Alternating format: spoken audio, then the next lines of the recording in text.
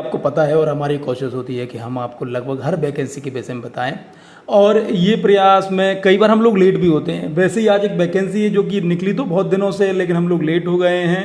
उतने भी लेट नहीं हुए कि हम लोग जॉब में अप्लाई ना कर पाएँ। इसी क्रम में हम आगे बढ़ते हैं। The central university of the Jharkhand, और इसमें जब आप देखेंगे यहाँ पर आएंगे, नीचे आप आएंगे अनाउंसमेंट में जब आप जाएंगे तो यहाँ पर आपको वैकेंसीज मिलेंगी।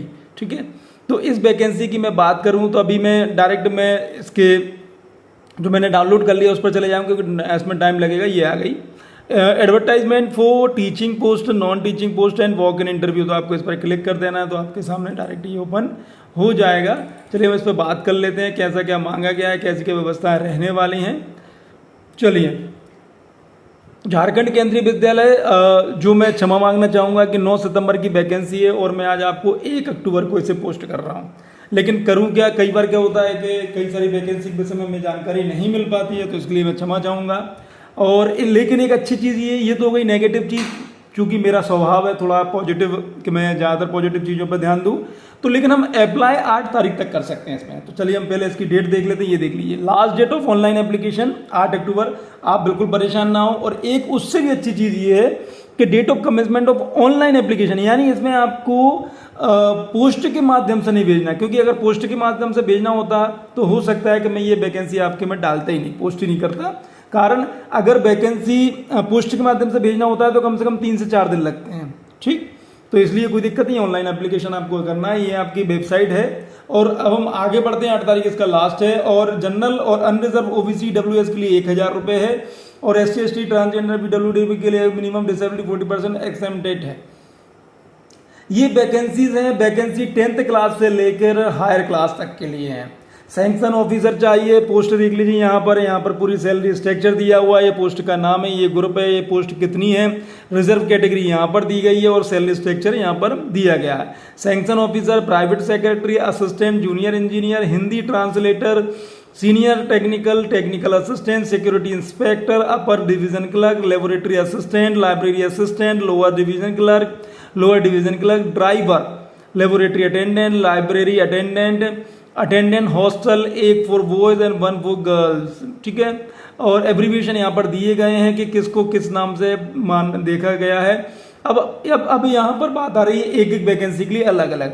तो हम बात कर रहे हैं सैंक्शन ऑफिसर की, 35 साल की इसमें उम्र चाहिए, और एजुकेशनल अदर क्वालिफिकेशन की आप यहाँ पे देख लीजिए। बाकी इन्होंने बैचलर डिग्री मांगी गई है किसी भी चीज़ से, और बाकी अन्य चीज़ों के लिए आप इस चीज़ को देख लीजिए। Period of probation 2 year. Name of post private secretary की हम बात करें 35 साल की आयु मांगी, बैचलर डिग्री मांगी गई है इसमें। असिस्टेंट की हम बात करें तो इसमें भी बैचलर डिग्री मांगी गई है, 35 साल की आयु है। जूनियर इंजीनियर इलेक्ट्रिकल की 35 साल की आयु है, और वही चीज़ की इंजीनियर और टेक्नोलॉजी मांगा गया है इसमें। Name of post Hindi translator का है, तो master degree Hindi university Hindi with English as a compulsory और इलेक्टिव सब्जेक्ट। ठीक है, क्योंकि ट्रांसलेटर का वैकेंसी है। जूनियर सीनियर से टेक्निकल असिस्टेंट 35 साल की आयु, वही वाली बात। बैचलर डिग्री इंजीनियर वगैरह इनमें मांगा गया है। बाकी आप इन चीज़ों को देख लीजिए। टेक्निकल असिस्टेंट 32 साल का इसमें मांगा गया है। बैचलर डिग्री कंप्यूटर साइंस वगैरह इनमें मांगा गया है। Name of post security inspector 35 साल का, bachelor degree from a recognised university. ठीक है, और भी चीज़ें बाकी आप इन चीज़ों को देख लीजिए। मैं इसलिए इन चीज़ों को ज़्यादा नहीं बता पा रहा हूँ, क्योंकि अगर मैं पूरी चीज़ों को बताऊँगा तो हमारा जो वीडियो है जो अभी लगभग 4 मिनट के आसपास का होने वाला है, ये हो सकता है कि 40 मिनट का ना हो जाए। इसलिए कोशिश करता हूँ जल्दी जल्दी बता दूँ। 32 साल की मांगी उम्र है इसमें 30 साल लेबोरेटरी असिस्टेंट, इसमें 30 साल का उम्र मांगा गया है। BSc मांगा गया है इसमें।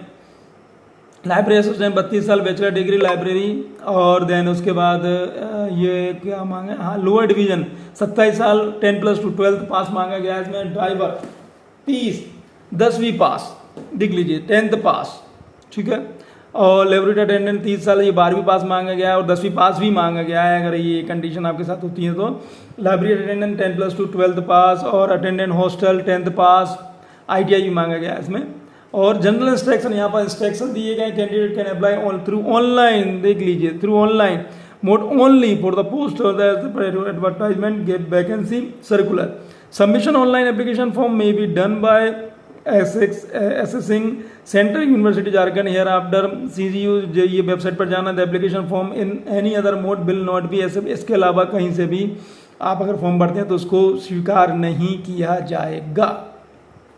चलिए हम आगे बढ़ते हैं और क्या मांगा गया है इसमें, इन चीज़ों को देख लेते हैं। बाकी इनको आप बिना पढ़े आप बिल्कुल फॉर्म ना भरें। अब हम आगे बढ़ते हैं। कैटेगरी दी गई है कि क्या किस कैटेगरी में आपको कितना रिलैक्सेशन मिलने वाला है, यहाँ पर आप इन चीज़ों को देख सकते हैं। और हम आगे जा रहे हैं अभी और देखते हैं कि क्या और क्या मांगा गया है इसके अलावा, जिससे कि आपको इंपॉर्टेंट नोट यहाँ पर दिया हुआ है फॉर क्यूरी। अगर आपको कोई जानकारी चाहिए तो नॉन टीचिंग रिक्रूटमेंट CUG@ac.in पर भी आप जा सकते हैं। सिलेक्शन क्राइटेरिया कैसा रहने वाला है यहाँ पर, the selection process shall be consist of following papers.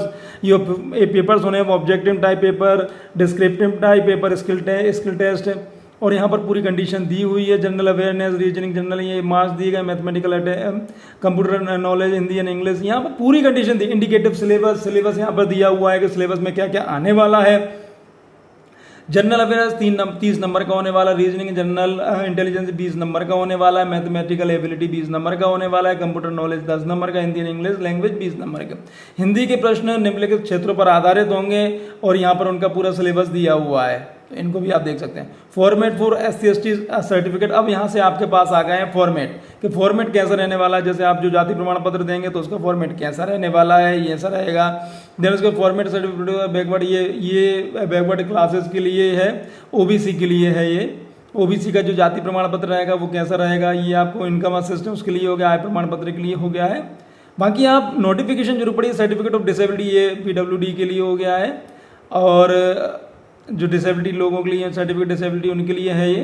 तो आप इस चीज़ को आप ध्यान से देख लीजिए, ये पूरा साथ फॉर्म है नहीं, ये वो डिसेबिलिटी का ही है, और ये भी डिसेबिलिटी के लिए ही है।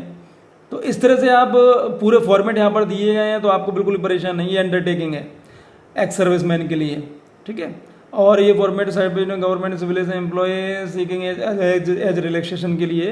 तो इस तरह से आपको पूरी चीज़ यहाँ पर मिल गई हैं, और आप 8 तारीख से पहले, और मैं तो ये कहूँगा कि 8 तारीख का इंतजार ना करें, जितना जल्दी हो सकता है उतना जल्दी आप फॉर्म भरकर बिल्कुल भेज दीजिए। जिस भी वैकेंसी में आपको लगता है कि आप इस वैकेंसी की योग्य हैं, तो आप जितना जल्दी हो सके उतना जल्दी आप भेज दीजिए। चलिए बहुत बहुत धन्यवाद, थैंक यू।